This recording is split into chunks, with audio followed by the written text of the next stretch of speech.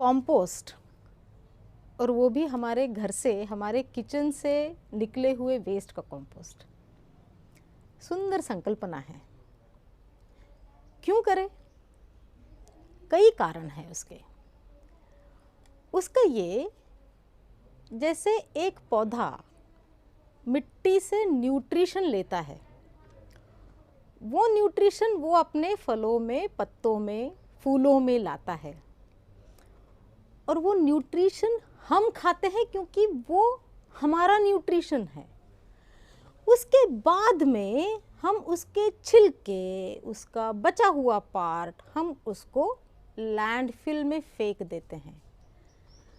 जिस पौधे ने हमारे लिए ये खाना बनाया, उसको फिर खाना कहाँ से मिलेगा? ह्यूमन इंटरवेंशन की वजह से हम क्या करते हैं, फल सब्जी हम अपने घरों में लाते हैं और उसके जो छिलके हैं हम उठा के उसको लैंडफिल में फेंक देते हैं। उसको वेस्ट अगर हम ना करें तो हम अपने बागों के लिए, अपने आसपास के सारे ग्रीन कवर के लिए, पेड़ पौधों के लिए उसमें से सोना निकाल सकते हैं, और उस सोने का नाम है कॉम्पोस्ट। इसमें हमारा कोई रोल नहीं है। Compost happens. कॉम्पोस्ट बनाना, मेरे किचन के इस वेस्ट को इस फॉर्म में लाना, ये कुदरत का काम है। मैं कुछ नहीं कर सकती, मैं चाहे जो करूं, मैं उसको इस फॉर्म में नहीं ला सकती। मेरा सिर्फ रोल है कि मैं इस चीज़ को ऐसे नैसर्गिक वातावरण दूं कि उसमें कुदरत काम कर सके और उसको इस सोने में कन्वर्ट कर सके। अब हम एक एक कंपोनेंट को विस्तार से देखते हैं। सबसे पहला और हमारा महत्वपूर्ण कंपोनेंट, जो हमारे किचन से निकला हुआ वेस्ट। किचन से निकला हुआ हर वेस्ट, जिसे हम गीला कूड़ा कहते हैं, उसमें क्या क्या आ सकता है? उसमें आ सकता है सब्जियों के छिलके, चाय की पत्ती, आपका पका हुआ खाना, और आपके फलों के छिलके, नींबू, संतरा, तरबूज। कई लोग पूछते हैं कि क्या इसमें मीठे फल डाल सकते हैं? ज़रूर डाल सकते हैं। कई लोग पूछते हैं कि क्या हम इसमें प्याज लहसुन डाल सकते हैं? प्याज और लहसुन जो होते हैं इंसेक्ट रिपेलेंट होते हैं, तो उसमें कंपोस्ट के लिए जो उपयोगी इंसेक्ट्स होते हैं वो इनमें नहीं आ पाते हैं या कम मात्रा में आते हैं।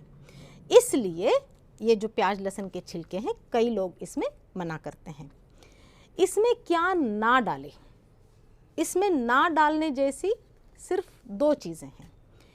एक तो आप इसमें कोई भी फैट, जो कोई ऑयली चीज़ें हैं आपकी, जैसे घी है, चीज़ है, बटर है, कोई तली हुई चीज़ है, वो आप इसमें ना डालें, क्योंकि जो फैट होता है वो नमी के साथ मिलके एक ओपेक लेयर क्रिएट करता है, एक फिल्म क्रिएट करता है, जिसको ऑयल फिल्म कहते हैं।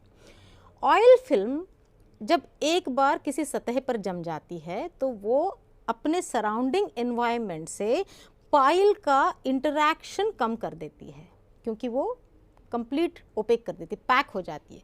तो अंदर के कीटाणुओं को जो हवा लगनी चाहिए, जो एयरबॉर्न कीटाणु भी इसके अंदर आएंगे, वो जो एक इंटरैक्शन होता है कुदरत का इस पाइल के साथ में, वो इंटरैक्शन की प्रोसेस कम हो जाती है। मीट क्यों ना डालें? मीट अगर क्वांटिटी कम है तो आप उसको धो के इसमें डाल सकते हैं, मगर ध्यान रहे जब आप इसको मीट डालेंगे तो आप इसको, इस पाइल को हिलाएंगे फ्रीक्वेंटली, आप इसको रेक करेंगे। किससे रेक करेंगे? आप इस चीज़ से इसको रेक करेंगे ताकि ये ऊपर से नीचे और नीचे के ऊपर लेयर सारी मिक्स हो जाए, उसमें ज़्यादा से ज़्यादा हवा बने, क्योंकि मीट डिकम्पोज होने में बहुत लंबा समय लगता है। उसमें से जो लिक्विड निकलता है उसमें सबसे ज़्यादा दुर्गंध भी होने के चांसेस होते हैं। अब हम आते हैं ड्राई कंपोनेंट्स पे। ड्राई कंपोनेंट्स में आप ये देख रहे होंगे, ये है नारियल का बुरादा।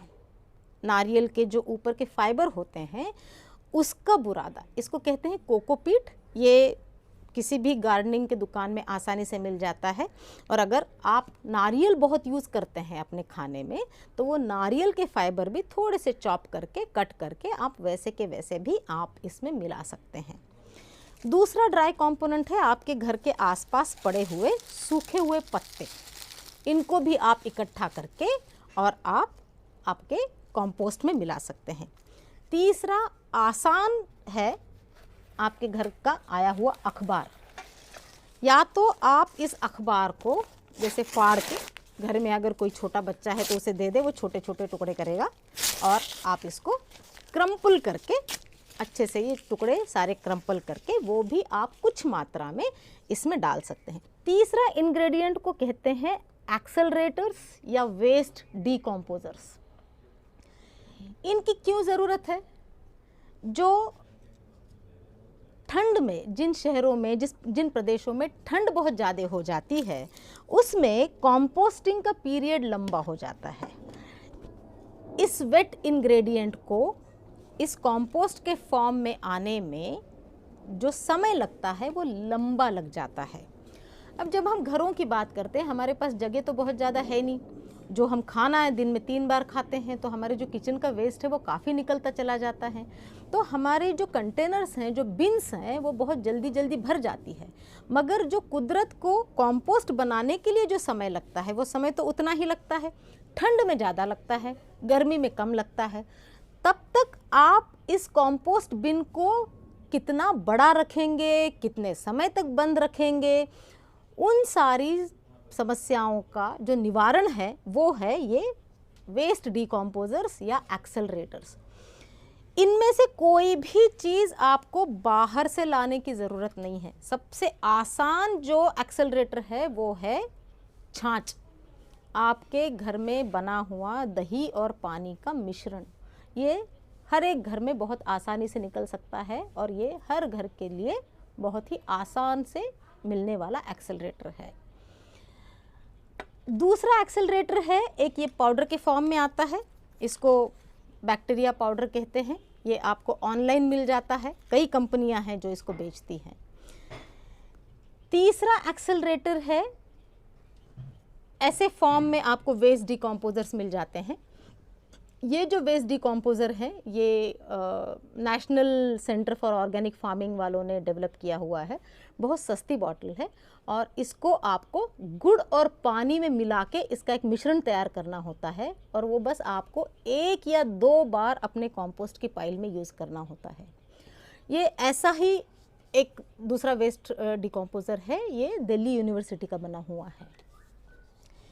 एक और वेस्ट डिकम्पोज़र है, अगर आपके घर के आसपास गाय हैं या गोबर अगर आपको आसानी से मिलता होगा तो इसे कहते हैं अमृत जल। अमृत जल है गोबर, गोमूत्र, गुड़ और पानी का मिश्रण। आपका अगर कोई पुराना कंपोस्ट पड़ा हुआ होगा या आपको अगर कंपोस्ट आसानी से अवेलेबल होगा तो कंपोस्ट भी एक्सेलरेटर का काम करता है। सो ये जो सारे हैं, ये जो कंपोनेंट्स हैं, ये आपके कंपोस्टिंग की स्पीड बढ़ाते हैं, मगर इसकी ज़रूरत नहीं होती। आपको एक इंस्ट्रूमेंट की ज़रूरत पड़ती है, उसको कहते हैं रेक। ये इस तरह से होता है और ये आपके कंपोस्ट पाइल को टर्न करने में काम में आता है। कंपोस्टिंग काम हमारा नहीं है, मगर जितना हमने अर्बनाइजेशन कर लिया है हमारे पास जगह की कमी हो जाती है, इसलिए हमें कोई एक कंटेनर चाहिए जिसमें हम अपना ये कूड़ा डाल के और कुदरत को मौका दे कि वो उसमें कंपोस्टिंग करे। जब भी हम कंपोस्टिंग या वेस्ट मैनेजमेंट की बात करते हैं तो रिड्यूस, रिसाइकल, रीयूज़, ये 3 R's की हम बहुत बात करते हैं। अगर आप यहाँ पर देखेंगे तो मैंने 3-4 अलग अलग तरह के मॉडल्स रखे हुए हैं। ये मेरे पास में एक केन का बास्केट पड़ा हुआ था, मैं इसमें भी कंपोस्टिंग करती हूँ। मेरे पास में कुछ पुराने गमले पड़े हुए थे, मैं इसमें भी कंपोस्टिंग करती हूँ। एक पिछले साल का घड़ा था जो मेरा यूज़ करके अब उसमें पानी ठंडा नहीं हो रहा था, मैं इसमें भी कंपोस्टिंग कर सकती हूँ। ये मेरी एक लॉन्ड्री बास्केट थी जो अब मैं यूज़ नहीं करती हूँ, मैं इसमें भी कंपोस्टिंग कर सकती हूँ। तो माने अगर आप मटेरियल के तौर पे देखें तो आप प्लास्टिक में भी कंपोस्टिंग कर सकते हैं, अर्दन पॉट में भी कंपोस्टिंग कर सकते हैं, आप बैम्बू के इसमें भी कंपोस्टिंग कर सकते हैं, अगर आपके पास कोई टिन का डब्बा पड़ा हुआ होगा तो आप उसमें भी कंपोस्टिंग कर सकते हैं। टूटी हुई बाल्टी में भी कंपोस्टिंग कर सकते हैं। वो बाल्टी चाहे आपकी धातु की हो या प्लास्टिक की हो। सिर्फ ये कंपोस्टिंग करते समय टाइप ऑफ मटेरियल के साथ में अगर कुछ बदलता है तो आपका रोल बदलता है। तो सबसे पहले हम देखते हैं कि मैंने इस केन की बास्केट को किस तरह से यूज़ किया हुआ है। अगर आप केन की बास्केट को देखें तो इसमें खूब सारे एयर गैप्स हैं। इसमें हवा तो लगती रहेगी, मगर गर्मी के दिनों में हवा हमारी इतनी गर्म होती है कि अगर वो इतनी हवा लगेगी तो ये हमारा कंपोस्टिंग पाइल जल्दी सूख जाएगा, पॉइंट 1। और दूसरा, इसमें इतने ज़्यादा गैप्स हैं कि अगर मैं इसमें अपना गीला कूड़ा डालूं तो बाहर से जैसे कॉकरोचेस वगैरह है, इनका डर मुझे ज़्यादा होगा। इसलिए मैंने इसको क्या किया है, अगर हम इसको खोल के देखें, ये जो हमारी गार्डन नेट होती है उस नेट से मैंने इसको, इसके ढक्कन को और कंपोस्टिंग बिन को अंदर से एक लेयर डाला है। इसका फ़ायदा क्या है, इसमें छेद तो है तो हवा लगेगी, मगर छोटे छेद हैं तो अंदर के कंटेंट्स बाहर स्पिलओवर नहीं होंगे और बाहर से जैसे कोई कीड़े वगैरह है, जैसे रोडेंट्स हैं, चूहे वगैरह है, वो इसके अंदर नहीं जा पाएंगे। अगर आप इसके नीचे से भी देखें तो ये नीचे से भी एयर गैप्स हैं और इन एयर गैप्स की वजह से अंदर जो भी पानी निकलेगा, लिक्विड वगैरह कुछ निकलेगा, वो आसानी से इसके नीचे निकल कर जा सकता है। तीसरा ये कि मैं इसको कवर्ड रखूँगी तो मेरे घर के, अगर वो पास में है, किचन के बहुत पास में भी है, तब भी इसका कोई मुझे नुकसान नहीं होगा मेरे किचन में। ये 3 गमले हैं और ऊपर एक, घर में कोई भी एक गत्ता कार्डबोर्ड पड़ा हुआ था, उसका मैंने ढक्कन बनाया हुआ है। नीचे ये एक प्लेट है, ये गमला है जिसके सतह पे कोई छेद नहीं है, और ये गमला है, अगर आप देखेंगे तो इसमें मैंने खूब सारे छेद करे हैं। ये देखिए, ये जो छोटे छोटे छेद हैं, इनमें से मेरे अंदर के कंटेंट्स को हवा लगती रहेगी। जब आप इसमें वेट कंटेंट्स डालते हैं तो वो पहले 24 घंटे में उसका वॉल्यूम, सॉलिड का जो वॉल्यूम होता है वो कम हो जाता है और उसमें से पानी निकलना शुरू हो जाता है। इसमें हर गमले में नीचे की ओर छेद हैं और इस छेद में से जो लीचेट हैं वो नीचे की प्लेट में कलेक्ट होगा। जो लीचेट हैं वो भी हमारे पेड़ों के लिए खाद का काम करता है। ये करीब 20 लीटर का घड़ा होगा, उसमें मैंने घड़े का ही ढक्कन रखा हुआ है। इसके पूरे शरीर पर मैंने छेद किए हुए हैं, ये देखिए, और इसके नीचे एक प्लेट है, जो ये प्लेट इसके नीचे के छेद से और इसमें लीचेट कलेक्ट करेगी। जब ये भर जाएगा तब आप इसको ढक्कन लगा के साइड में रख दें और दूसरा घड़ा लेके आप उसमें आपके वेट वेस्ट डालना शुरू करें। उसको भरने में 15 दिन लग जाएगा, तब तक इसका 15 दिन रेस्टिंग पीरियड ख़त्म हो चुका होगा, और तब फिर आप इसको खाली करके दूसरे घड़े को रेस्टिंग पीरियड में रख सकते हैं और इस घड़े को फिर से आपके वेट वेस्ट के लिए तैयार कर सकते हैं। अब हम इस प्लास्टिक के मॉडल को देखते हैं। इसमें ये फ़ायदा हो गया कि इसमें ना ये ऑलरेडी छेद बने हुए हैं। आप इसके ढक्कन में भी देखें तो ये छोटे छोटे इसमें छेद बने हुए हैं, ये जालीदार है। अगर आप इसके पूरे बॉडी को भी देखें तो ये सारे छोटे छोटे इसमें छेद बने हुए हैं, और इसको नीचे से मैंने छेद कर दिए हैं।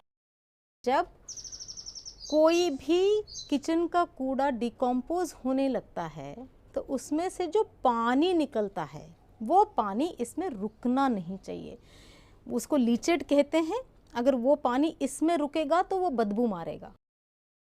तो मैंने क्या किया है, इसमें भी एक वो जो ग्रीन नेट है इसके ढक्कन में भी लगाया है और इसमें भी लगाया, और बाकी कंपोस्टिंग की जो प्रोसीजर है, विधि है, वो एक जैसी है। कंपोस्टिंग कंटेनर्स के ऑनलाइन रेडीमेड कई ऑप्शंस हैं जो आप अपने घरों में भी इस्तेमाल कर सकते हो। मैंने इस मॉडल को चूज़ किया है करीब 6-7 साल घर में वेस्ट मैनेजमेंट करने के बाद। ये हार्ड प्लास्टिक का बना हुआ है, जिससे हमारी पानी की टंकियाँ बनती है और इसकी कैपेसिटी 200 लीटर की है। इसलिए अगर किचन का कूड़ा मेरा थोड़ा सा निकल रहा है, फिर भी हॉर्टिकल्चर वेस्ट और किचन वेस्ट दोनों मिलके इसमें इकट्ठा कंपोस्ट हो जाता है। फिर ये इसका स्टैंड है जिससे इसको रखने में आसानी हो जाती है, और ये इसका दरवाज़ा है जिसको खोल के और आप अपना वेस्ट रोज़ इसमें डाल सकते हैं। इसके साइड में ये छेद दिए हुए हैं, इन छेद से हवा जाती है इसके अंदर, और ये जो हैंडल्स हैं, इन हैंडल से इसको घुमाया जा सकता है, जिससे इसकी नमी आपस में एडजस्ट हो जाती है, एयर सर्कुलेशन प्रॉपर होता है और कंपोस्टिंग का प्रोसेस स्मूथ रोज़ के रोज़ चलता रहता है। आप इसमें कूड़ा डालने के बाद इसको घुमाएंगे, दिन में एक बार, 2 दिन में एक बार, आपको जैसे भी सहूलियत मिलती है। और जब कंपोस्ट आपका बन जाता है, आपको कैसे पता चलेगा कंपोस्ट बन जाता है? आप इसको जब रोज़ कूड़ा डालने के लिए इसको खोलेंगे तो आप देखेंगे इसमें कुछ ब्राउन कंपोनेंट्स आपको दिख रहे हैं। अगर ये ब्राउन कंपोनेंट्स आपको इसमें से दिख रहे हैं तो माने आपका कंपोस्ट तैयार हो गया है। आप इसको पूरी तरह से उल्टा करके, जैसे इसको ऐसे पूरी तरह से नीचे करके और इसका दरवाज़ा खोल के इसको निकाल सकते हैं। निकाल के छान लें, जो ब्राउन कंपोनेंट है वो आपका रेडी कंपोस्ट है, जो ऊपर थोड़े कुछ हरे पीले रंग के अनकम्पोस्टेड जो कंपोनेंट्स रह जाते हैं, आप इसमें इसको वापस डाल दें और आपका दोबारा कंपोस्टिंग इसमें शुरू हो जाएगा। इसमें रेस्टिंग पीरियड की ज़रूरत नहीं होती, ये कंटिन्यूस चलता रहेगा क्योंकि आप इसको रोज़ घुमा रहे हैं। इसमें मॉइस्चर और एयर अपने आप आपके घुमाने की वजह से और ड्राई और वेट कंपोनेंट दोनों होने की वजह से मॉइस्चर कंटेंट्स अपने आप एडजस्ट हो रहे हैं, और इसलिए ये इजी टू ऑपरेट भी है।